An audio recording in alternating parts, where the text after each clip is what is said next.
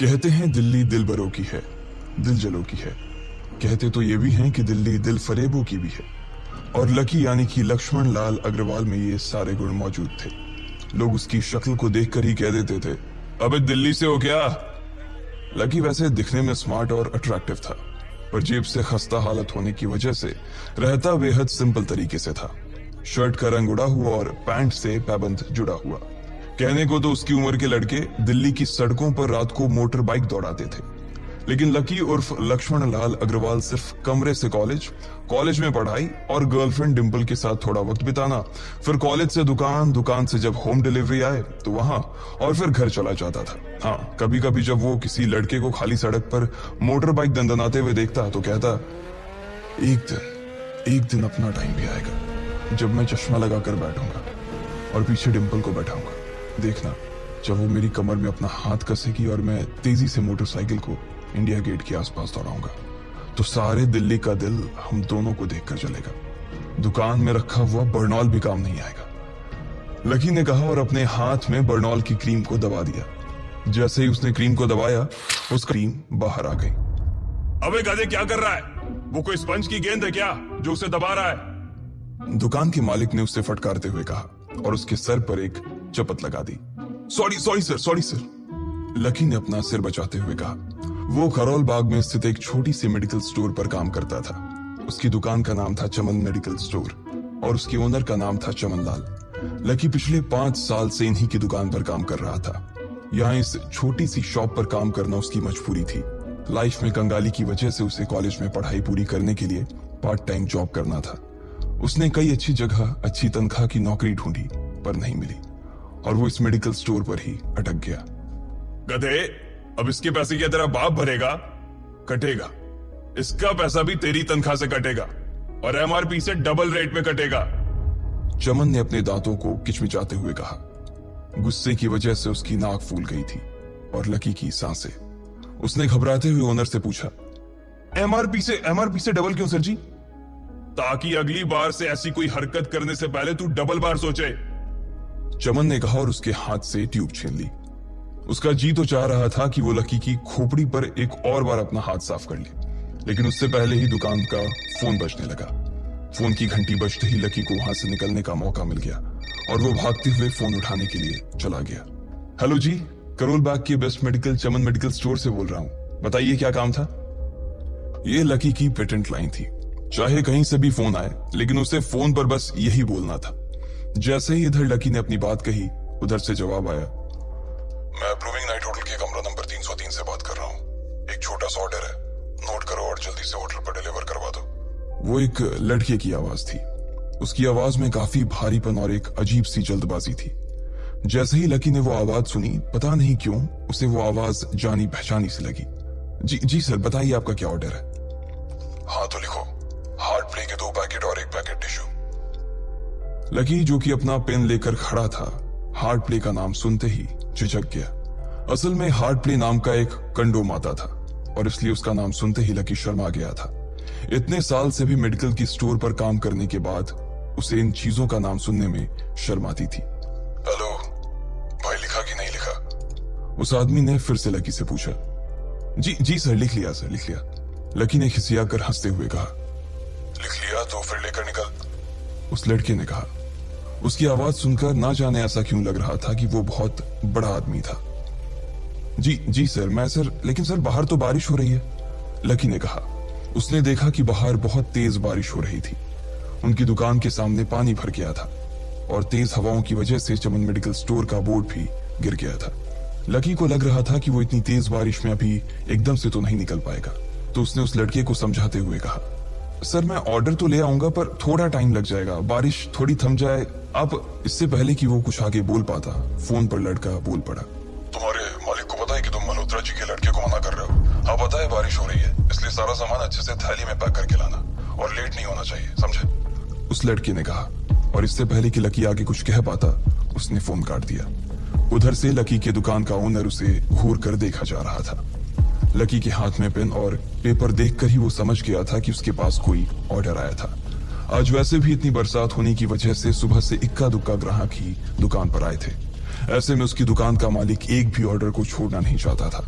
वो लकी को देख रहा था और लकी बारिश की ओर देख रहा था। बारिश का बहाना नहीं चलेगा, जाना पड़ेगा, चमन लाल ने कहा। मैं बहाना नहीं कर रहा सर, थोड़ी बारिश धीमी हो जाए तो मैं चला जाऊंगा। अभी आप खुद ही देखिए कितनी तेज बारिश है। वो पता नहीं कोई मिस्टर मल्होत्रा का कोई बेटा कुछ ज्यादा ही जल्दी में था। मैं साइकिल से तो पहुंच नहीं पाऊंगा इतनी जल्दी। लकी ने उनकी ओर देखते हुए कहा। क्या कहा? मिस्टर मल्होत्रा जी का बेटा? तू मेरी दुकान बंद करवाएगा क्या? अभी क्या भी निकल उनका ऑर्डर लेके, वो हमारे बहुत पुराने कस्टमर है, चमन ने कहा। पर लकी ने कहा ही था कि चमन बोला। पर कुछ नहीं, तू मेरी मोटरसाइकिल ले जा, उसने गुस्से में कहा। अरे सर जी, 200 के ऑर्डर में मुश्किल से 40 रुपए बचेंगे, इससे 3 गुने का तो पेट्रोल ही लग जाएगा, और अगर गाड़ी रास्ते में बंद हो गई तो अलग से खर्चा, लकी ने समझाते हुए कहा। वो जानता था कि उसका मालिक इन सब बातों पर ध्यान नहीं देने वाला। चमन लाल बोला। कोई बात नहीं, तू जा, चाहे जो हो जाए ग्राहक नाराज नहीं होना चाहिए, और वैसे भी वो मल्होत्रा जी का बेटा है। चमन लाल ने मोटरसाइकिल की चाबी लकी की ओर उछालते हुए कहा। लकी ने चाबी ली। उसे देखकर उसके अंदर मिक्स फीलिंग आ गई। एक तो वो बहुत खुश हुआ कि बड़े दिनों बाद बाइक चलाने को मिलेगी, पर वहीं दूसरी तरफ दुखी इसलिए हुआ कि बाइक मिली भी तो ऐसी तेज बारिश में, अगर खराब हो गई तो इसकी चपत भी उसके सिर पर ही पड़ेगी। वो मुंह लटकाकर रेनकोट और हेलमेट पहनते हुए वहां से निकल गया। बाहर आकर बाइक को देखा तो लकी ने मन में सोचा, चलो ठीक है, जो होगा देखा जाएगा, कम से कम बाइक तो चलाने को मिल रही है। दरअसल लकी इतने साल काम करने के बाद भी अपने लिए एक मोटरसाइकिल नहीं ले पाया था। लकी की तनख्वाह ही इतनी भर थी कि सिर्फ उसके कमरे का किराया, उसकी साइकिल में डालने वाली हवा का खर्च, बिजली पानी का बिल और डिम्पल के साथ महीने में 1-2 बार बाहर खाने का खर्चा ही निकल पाता था। उसे डिम्पल की कही बात अक्सर याद आती थी। लकी, अगर अगले 2 महीने में तूने बाइक नहीं खरीदी ना तो मैं तेरे से ब्रेकअप कर लूंगी, देखना। असल में डिम्पल को लकी के साथ बाइक पर घूमने की बड़ी तमन्ना थी। लकी की इस उजाड़ जिंदगी में एक वही तो थी जिसके लिए जिंदा रहने को उसका जी चाहता था। जब भी वो उससे बाइक की बात करती तो लकी डिम्पल की इस बात को हंसकर टाल देता था। वो अपने मन में इस बात को अच्छे से जानता था कि डिम्पल उससे बहुत प्यार करती थी और वो उससे कभी छोड़कर नहीं जा सकती थी। वो दोनों एक दूसरे में ऐसे घुले मिले थे जैसे बादल बरसात में घुल जाती है। लकी को डिम्पल बहुत पसंद थी और वो उसके लिए दुनिया जहां की खुशियां खरीद कर ला देना चाहता था। वो चाहता था कि एक दिन वो डिम्पल को प्लेन में बैठाए, लेकिन उसके ये सब ख्वाब इस कम तनख्वाह की नौकरी की वजह से कभी पूरे नहीं होने वाले थे। पर आज उसके पास एक मौका था। वो डिम्पल को अपने साथ इस बारिश में राजपथ घुमाना चाहता था। वो उसे दिल्ली दिखाना चाहता था। चमन लाल को देने के लिए उसने पहले से ही बहाना सोच रखा था। बस जल्दी से वो ये डिलीवरी देकर सीधे डिम्पल के पास ही जाने वाला था। उसने होटल ब्लूमिंग नाइट के बाहर मोटर बाइक पार्क की और सीधे होटल के अंदर चला गया। लकी ने रिसेप्शन पर पहुंचकर नमस्ते करते हुए रिसेप्शनिस्ट को बोला, जी मैं चमन मेडिकल स्टोर से आया हूं, रूम नंबर 303 का ऑर्डर था सर। रिसेप्शन पर खड़ा आदमी उसके हाथ में काली थैली को देखकर समझ गया था कि उसमें क्या था और वो मंद ही मंद मुस्कुराते हुए बोला, 3rd फ्लोर पर है, लिफ्ट से चले जाओ, रेनकोट यहीं उतार देना। जैसा उस आदमी ने कहा लकी ने ठीक वैसा ही किया और लिफ्ट में चढ़ने के कुछ ही देर बाद वो 3रे माले पर पहुंच गया था। वो रूम नंबर 303 के बाहर पहुंचा और उसने डोरबेल बजाई। जैसे ही दरवाजा खुला लकी ने थैली आगे बढ़ाते हुए कहा, नमस्ते, मैं चमन मेडिकल स्टोर से लकी, ये आपका। इससे पहले कि लकी आगे कुछ कह पाता उसकी आंखें फटी की फटी रह गई थी। उसने अपने सामने जो देखा उसके बाद उसे ऐसा लगा कि बंद छत के नीचे भी उसके ऊपर आसमान से आकर एक जोरदार बिजली गिर गई थी। उसके सामने एक लड़की खड़ी थी। वो लड़की और कोई नहीं बल्कि उसकी गर्लफ्रेंड डिम्पल ही थी। उसने एक पर्पल कलर का नाइट गाउन पहन रखा था। उसके काले घने बाल गीले थे और उसने उन्हें अपने कंधे पर फैला रखा था। उसकी खुशबू से ही ये चीज साफ पता चल रही थी कि वो अभी अभी नहा कर आई थी। डिम्पल, तुम यहाँ क्या कर रही हो? लकी को अपनी आंखों पर विश्वास ही नहीं हो रहा था।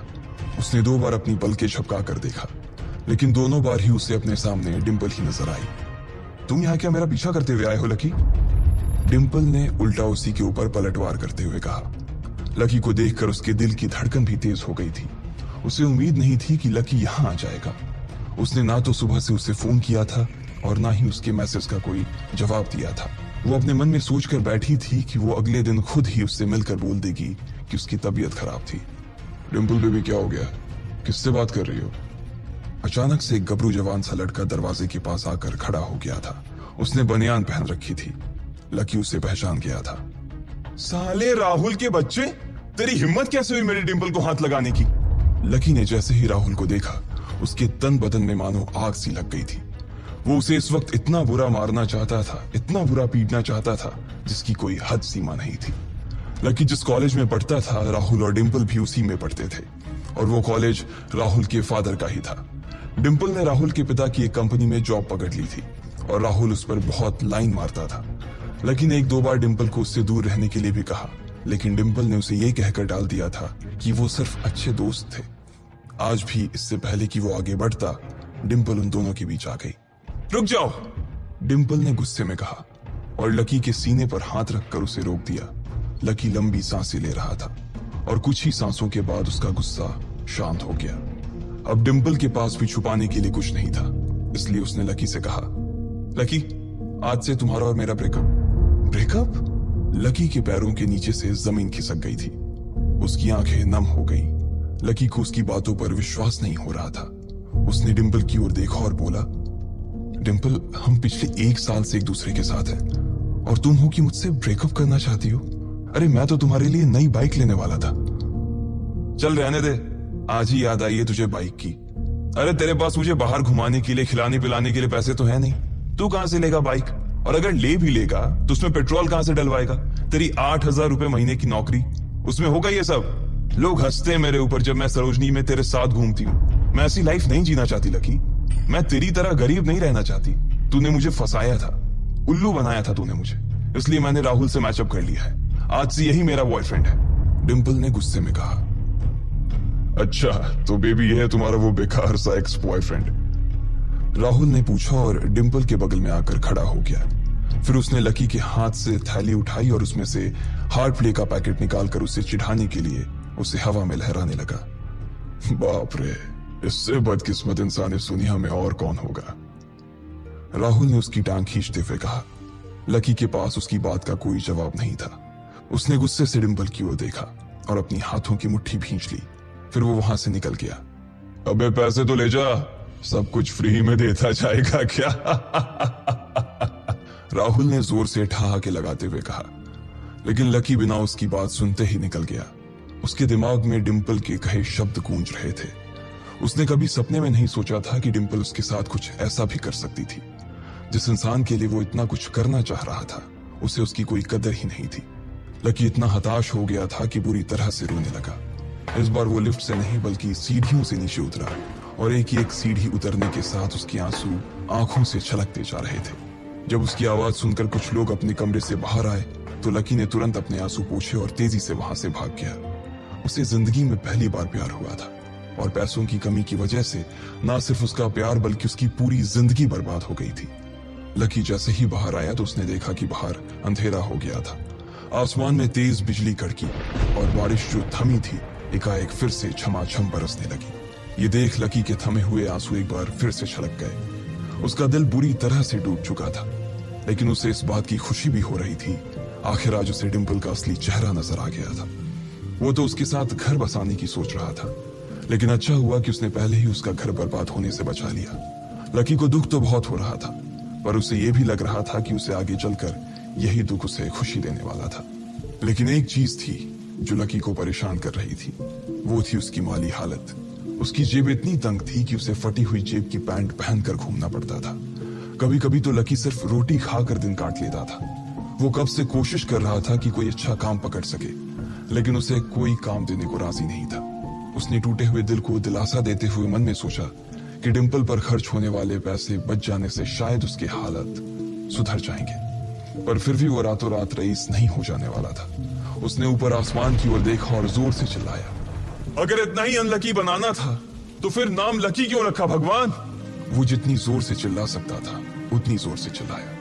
उसकी आवाज से आसपास खड़े लोग एक बार तो डर गए थे। लकी ऊपर ही देख रहा था और उसके आंसू बारिश के पानी के साथ मिल गए थे। जैसे ही वो फूट कर रोने को था, तभी उसके फोन पर एक मैसेज आया। जैसे ही लकी ने अपना फोन निकालकर उस मैसेज को पढ़ना शुरू किया, उसकी तो आंखें ही चमक गई। अचानक उसके आंसू हंसी में बदल गए और वो जोर जोर से वहीं सड़क पर नाचने लगा। उस मैसेज में लिखा था, परिवार की रिसर्च और परिवार के निर्णय के हिसाब से अग्रवाल परिवार का वारिस लक्ष्मण लाल अग्रवाल उर्फ लकी ने गरीबी अभ्यास की परीक्षा को पास कर लिया है और आज से ही वो उस जमीन और उस जायदाद का मालिक हो जाएगा जो परिवार ने उसके नाम कर रखी थी। ये एक ऐसा मैसेज था आखिर कौन था लकी? क्या थी उसकी असलियत?